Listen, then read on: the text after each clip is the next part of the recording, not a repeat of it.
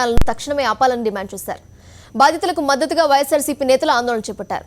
అక్కడ పరిస్థితిని మా ప్రతినిధి సతీష్ వివరిస్తారు.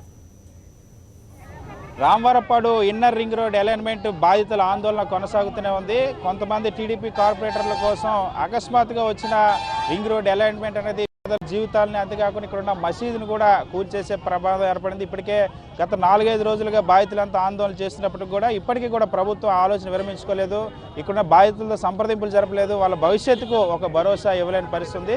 కొద్దిసేపటి కిందట వైఎస్ఆర్ కాంగ్రెస్ పార్టీ నాయకులంతా వచ్చి వీళ్ళ ఆందోళనకు మద్దతు ఇచ్చారు. మనతో పాటు వాళ్ళు ఉన్నారు. వాళ్ళని అడిగి సార్, ఇవాళ ఈ పరిస్థితి చూస్తుంటే ఒక టీడీపీ కార్పొరేట్ హోటల్ కోసం ఇంతమంది జీవితాలను పణంగా పెట్టడాన్ని వైఎస్ఆర్సీపీ ఏ విధంగా చూస్తుంది?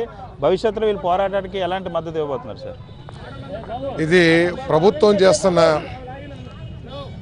ప్రభుత్వం చేస్తున్న దుర్మార్గపు చర్య. మీరు గనక ఈ బ్రిడ్జి రోడ్ అలైన్మెంట్ని గనక మీరు చూసినట్లయితే ఎక్కడైనా సరే ఒక ఫ్లైఓవర్ కడితే ఆ ఫ్లైఓవర్ని తీసుకొచ్చి ఉన్న రోడ్లో కలపడానికి డిజైన్ చేస్తాం.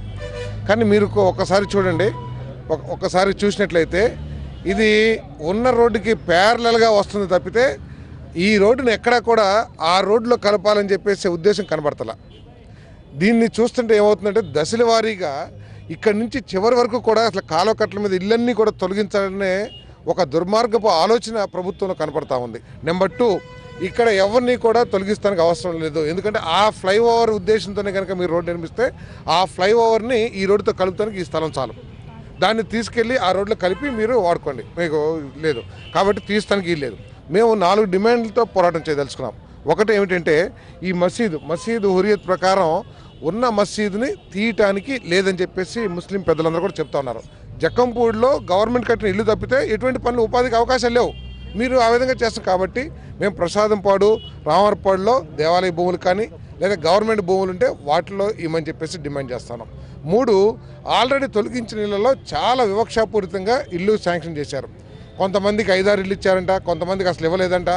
అన్యాయం జరిగిందని ఇక్కడ అందరి అభిప్రాయం. ఒకసారి దాన్ని మళ్ళీ రివ్యూ చేసి అన్యాయం జరిగిన వాళ్ళకు కూడా న్యాయం చేయాలని చెప్పేసి మేము డిమాండ్ చేస్తున్నాం. ఏదేమైనా కూడా దుర్మార్గంగా బలవంతంగా ఈ అధికారంతో చేయకూడదని చెప్పేసి మేము డిమాండ్ చేస్తున్నాం. దీనికోసం నిరాదీక్ష చేస్తానికి కూడా రామచంద్ర గారి నాయకత్వంలో ఇక్కడంతా కూడా మేము చేయదలుచుకున్నాం. ఇప్పటికే 4-5 రోజుల నుండి పోరాటం చేస్తూనే ఉన్నారు. ఇప్పటి వరకు కూడా అధికారులు ఎవరు కూడా బాధితుల్ని సంతృప్తి పరచలేకపోయారు. వాళ్ళ డిమాండ్ల పట్ల ప్రభుత్వం ఎలాంటి వైఖరి అనుసరిస్తుంది సార్? ఖచ్చితంగా ఇవి తీయడానికి లేదనేటువంటి మొట్టమొదటి మా ప్రధాన వాదన. ఒకవేళ ఏదన్నా పరిస్థితుల్లో తీయాల్సి వస్తే ఈ ప్రాంతంలోనే వీళ్ళకి డబుల్ బెడ్రూమ్ ఇళ్ళు కట్టించి వీళ్ళందరికీ కూడా సదుపాయాలు కల్పించిన తర్వాత మాత్రమే దీన్ని తీయమని చెప్పేటువంటిది ఒక వాదన. ఖచ్చితంగా మా వాదన అది. ఇంకోటి ఏంటంటే ఇక్కడ దాదాపుగా 100 మంది చిన్న షాపులు పెట్టుకుని బతుకుతున్నటువంటి పరిస్థితి ఉంది. వాళ్ళకి ఈ కెనాల్ పక్కనే చిన్న షాపులు ఏర్పాటు చేసి పోయినటువంటి వాళ్ళకి నష్టపరిహారం కూడా ఇచ్చి వాళ్ళకి యొక్క జీవన విధానాన్ని ఏ విధంగా కూడా దెబ్బతీయకుండా వాళ్ళు అభివృద్ధి చెందేలాగా చర్యలు తీసుకుని అప్పుడు మీరు ఇవి ఖాళీ చేస్తే బాగుంటుంది అనేది వైఎస్ఆర్ కాంగ్రెస్ పార్టీ తరఫున చేస్తాం. దానికోసం మేము మా అధినాయకుడి యొక్క ఆజ్ఞ మేరకు మరి పెద్దల సారథి గారు మరి మేము అందరం కూడా వీళ్ళకి అండగా ఉంటామని చెప్పి సందర్భంగా తెలియజేస్తాం.